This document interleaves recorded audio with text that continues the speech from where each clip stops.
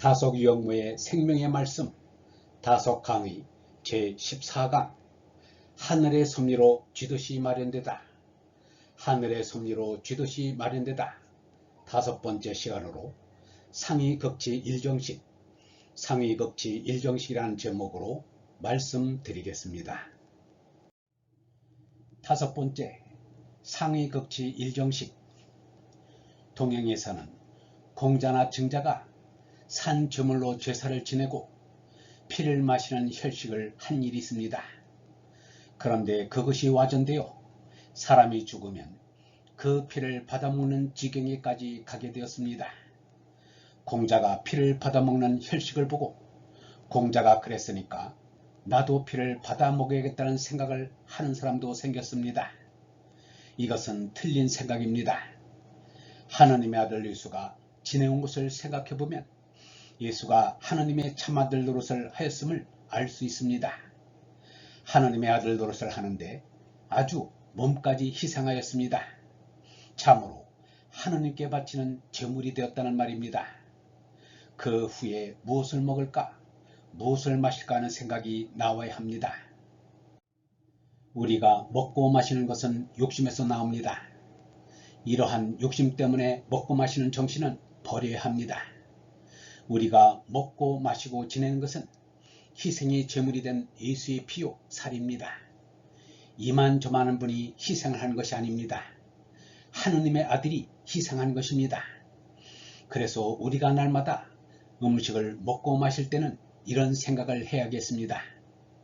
하느님이 무엇을 아시겠습니까?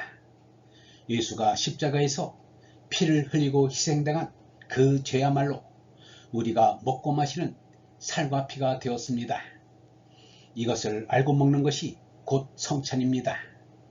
성만찬이라고 능청스럽게 그 시간만 무엇을 느끼는 것 같이 하는 것은 안 됩니다. 전에는 성찬을 애찬 또는 회식이라고 하였습니다. 제사를 지내고 여럿이 앉아 먹는 것도 회식입니다. 이같이 회식하는 것이 성찬입니다. 먹을 때마다 성찬으로 생각해서 먹고 감사할 줄 알아야 합니다. 이렇게 하던 것이 훗날 먹고 마시던 것에 차이가 생기는 폐단이 생겼습니다.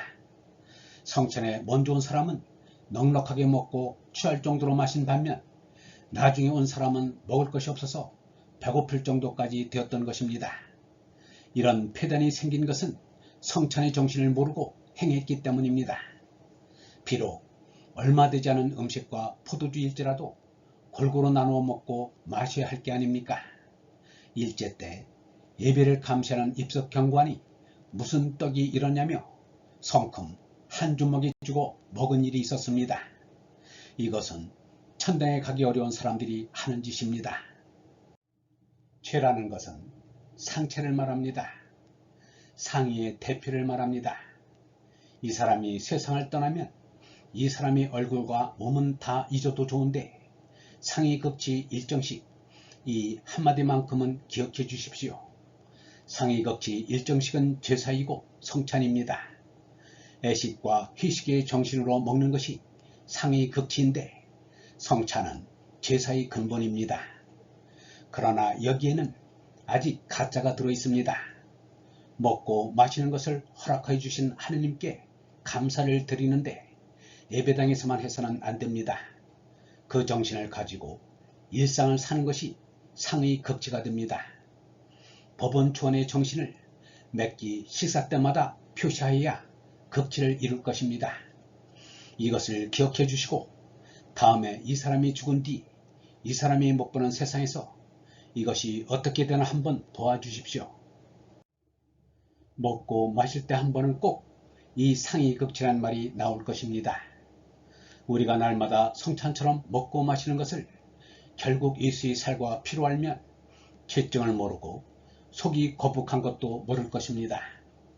전부 피가 되고 살이 될 것입니다. 오늘 아침에 라디오 방송에서 그냥 넘길 수 없는 말을 들었습니다. 소비가 넉넉해야 발전이 있다는 내용이었습니다. 물자를 많이 소비하면서 살겠다는 생각은 하지 말아 주십시오. 나는 삽니다. 나아간다는 것이 사는 것입니다. 결코 물질을 소비하는 것만으로 사는 것은 아닙니다. 내가 사는 만큼 소비는 저절로 따라오기 마련입니다. 신앙을 거스르는 마음으로는 못 삽니다. 전보다 못 살게 된 것은 정신이 후퇴한 때문이지 결코 소비가 적어져서 그런 것이라고는 할 수 없습니다. 다시 말해 소비를 많이 하는 나라가 잘 사는 나라라는 말로는 이 세상이 안 됩니다. 소비를 많이 하는 미국에서는 자꾸 생활비가 올라가 곤란한 문제가 일어난다고 합니다.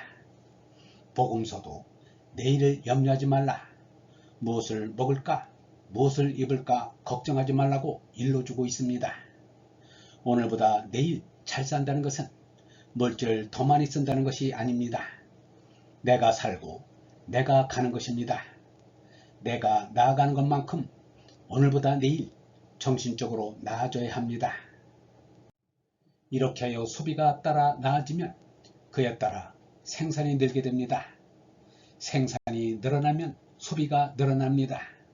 미국에서는 생활비가 자꾸 늘고 생산이 과잉되어 어떻게 주체할 수 없을 정도라고 합니다. 잉여 농산물을 주체할 수 없어서 우리나라 같은 가난한 곳에 거저준다고 합니다. 미국은 남는 물자를 해결하니 좋고 우리는 당장 급한 것을 면하니 좋다고 생각할지 모르겠습니다만 좀 생각해야 할 문제가 여기 있습니다. 매번 이렇게 신세만 진다면 앞날이 어떻게 되겠는가 말입니다. 근본을 모르고 고생 없이 지내는 것만을 덕분으로 생각해서는 점점 더 못 살게 됩니다. 우리는 무엇인가를 알아야 합니다. 요새 쌀값이 올라갑니다.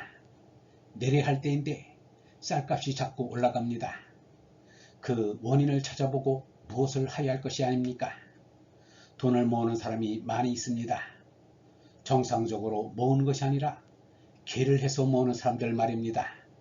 이 개가 고리대금으로 이용되던 것이 이제는 실물에까지 뛰어들었습니다. 도처에서 개가 파탄 지경을 맞이하자 제각기 있는 돈으로 쌀을 매점합니다. 이 사람의 일방적인 생각일지 모르나 이것의 상당한 영향 때문에 쌀값이 오르는 것만은 사실입니다. 시골에서도 그런 일이 있습니다. 가을철에 돈을 갖고 와서 쌀을 사가는데 아쉬운 대로 형편이 되니까 쌀을 내놓았던 것이 이제는 아주 뭉칫돈을 갖다 풀어놓아서 서울보다 오히려 쌀이 나는 고장에서 쌀값이 더 비싼 현상을 보입니다. 고리대금도 할 수 없고 개도 할 수 없게 되어 이같이 실물로 덤비니 쌀값이 오를 수밖에 없습니다. 이런 이치가 작용하는 것을 좀 알아야 합니다.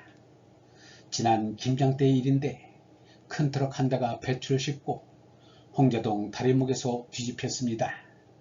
김장 배추를 어디서 주인 몰래 뽑아 갖고 온 것인지 누가 쫓아올까봐 급히 속력을 내어 달린 모양입니다. 홍제동에 있는 다리가 공사 중인 것을 모르고 그냥 달리다가 배추를 실은 트럭이 그만 뒤집히고 말았습니다.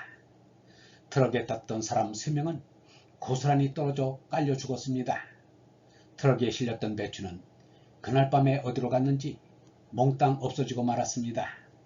때가 김장철인데 값비싼 배추가 길에 그냥 널려 있으니 동네 사람들이 너나 할 것 없이 갖고 간 모양입니다. 밤중에 배추를 들여다 놓았으니 사고당한 사람들의 살점과 피가 배추에 그냥 묻어있는 것을 아침에 보게 될 것은 뻔한 일이 아닙니까? 이것이 어떻게 되는 일입니까? 김치를 잘 담그려면 젓갈을 집어넣는다는데 인육에다 피까지 집어넣었으니 1등 김치를 담그게 되었을 것입니다. 이것이 무엇을 말하는 것이냐 하면 하늘에서 마련한 쥐덫같이 여겨집니다. 쥐가 급히 먹으려고 하면 쥐덫에 걸리는 것 같이 자동차를 그렇게 급하게 몰아 그만 하늘에서 만들어 놓은 쥐덫에 걸린 셈입니다. 그 사람들의 죄도 김장처럼 동네 사람이 지내주게 되었습니다. 모든 것에는 하늘의 섭리로 쥐덫이 마련되어 있음을 알아야 합니다. 이것을 알고 상위급지 일정식 제사가 무엇인지를 알아야 합니다. 우리가 왜 하늘에 머리를 두는가를 알아야 합니다. 다른 것은 잊어도 이것 한 가지, 즉 우리가 사람으로서 머리에 하늘을 이고 있다는 것은 잊어서는 안 됩니다. 이 세상은 자꾸 가는 것입니다. 있어도 자꾸 가고 있습니다. 오늘은 성경을 보는 날인데 다음 시간에 성경을 볼까 합니다. 이것도 생각해보면 성경이나 마찬가지입니다. 우리는 법원초원을 공부했습니다. 법원초원을 하여야 종교도 밝아집니다. 유괴의 경이원지는 아버지 어머니만 경이원지 하라고 합니다. 이것은 무엇인가를 잊은 것입니다. 원지에 담긴 무엇을 잊고 있습니다. 이 점을 한번 잘 생각해 보십시오. 1956년 12월 7일 영성신학원 다석아카데미의 하늘소리였습니다.